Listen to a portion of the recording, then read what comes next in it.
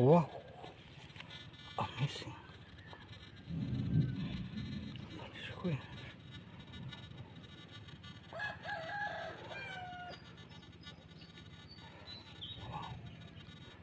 One centavo Philippines coins.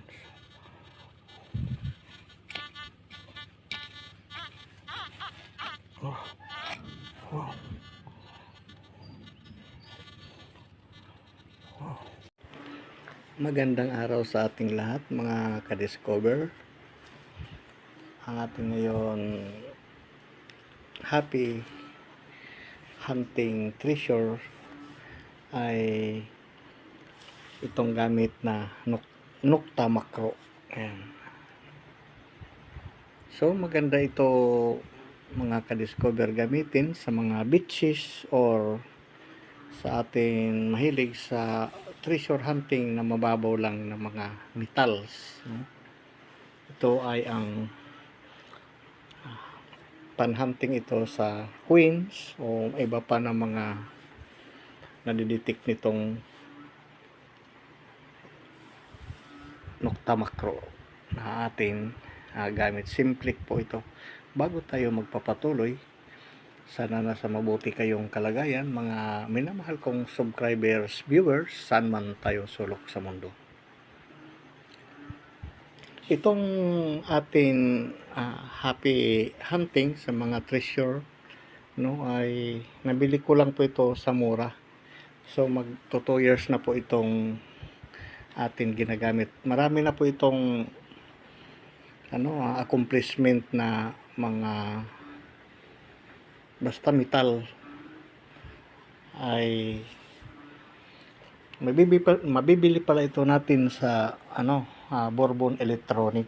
Ikuan ko na lang, shout out pala sa Bourbon Electronic. Ngayon ko lang ito na naisali sa vlog na marami na itong nakuha. So mga na ito, 2 years na siguro. Maganda doon ang kanilang mga gamit sa panhunting. Meron sila doon kung mahilig sa treasure talaga. Ay marami po, lalo nagbablog si Sir Roniel Bourbon. Ay doon sa Imus, Cavite ang kanilang main. Ay doon ko po ito nabili.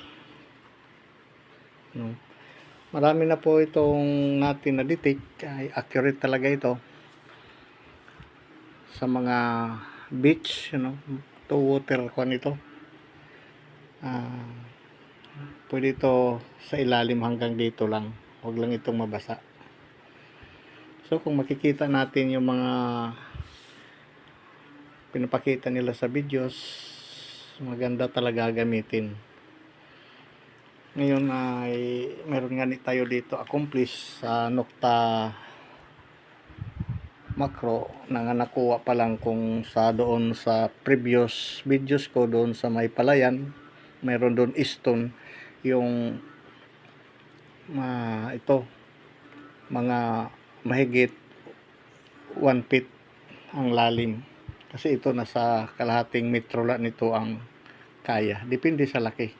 Ang accomplishment nito ay hindi ko lang isinali sa ating videos ngayon, pero marami nga ito nga dito may mga old queens ayan. Ito ang accomplishment ni Nokta Macro. Ito nasa mahigit ito lang 1 feet. Ayan, ito yung old na ito nga 5 nung United States America ito pa mahirap na siya ma-identify dahil sa tagal ng sa ilalim ng lupa. Nakabaon na ito siguro sa o nalaglag o ibinaon at atin na recover sa atin gadget.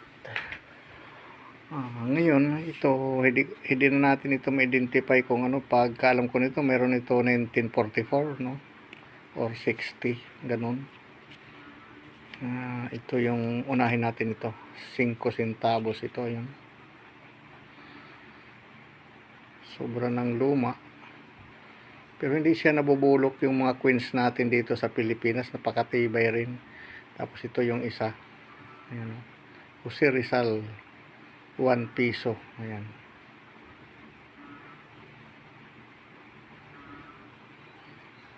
No? Na ito ay matitibay ng mga queens na kahit ilang dekada sa ilalim ng lupa ay hindi siya nakalawang. Umiitim lang lalo itong bronze na ito. May circulated siya na around 5 centavos. At ito yung kuan niya, no? Ito ay hindi masyado rin maklaro. Yan, 1979. Ayan. Ito yung 19, ito yung 79. Ayan.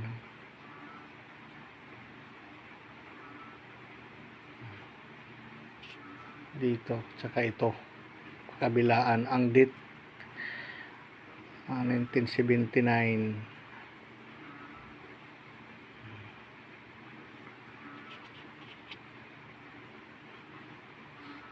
Ayan.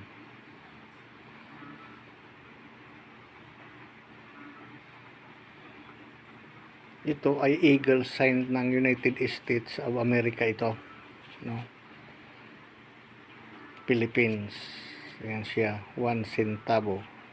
Yung may mayon, no, siya. Klaro pa rin. Medyo matanda na din itong bariya. Saka ito. Nga Jose Rizal 1 piso.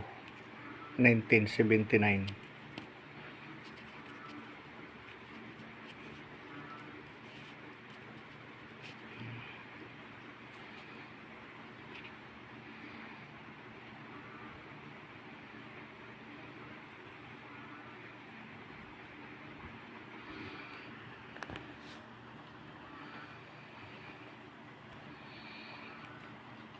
Sa mahihilig sa mga mag-weekend ng happy hunting, treasures,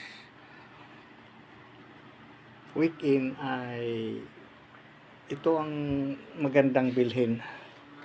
Marami pang ibang mga gadget doon sa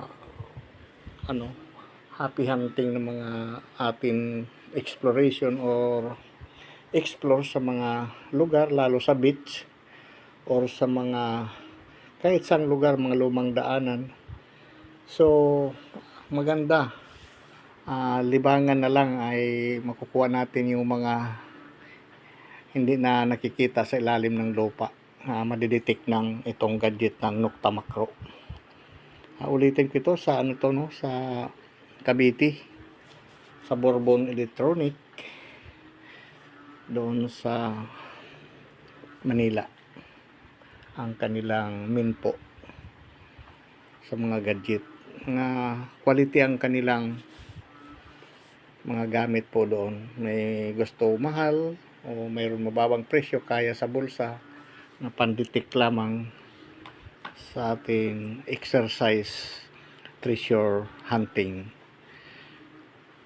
pag gusto natin makakuha ng mga old queens na nakabaon sa ilalim na ng lupa po.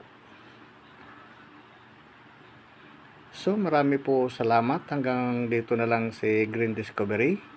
At sa susunod naman muli natin pag-explore at paglalakbay. At magkikita-kita pa rin tayo sa ating exploration discovery. Marami pong salamat at welcome sa ating YouTube channel.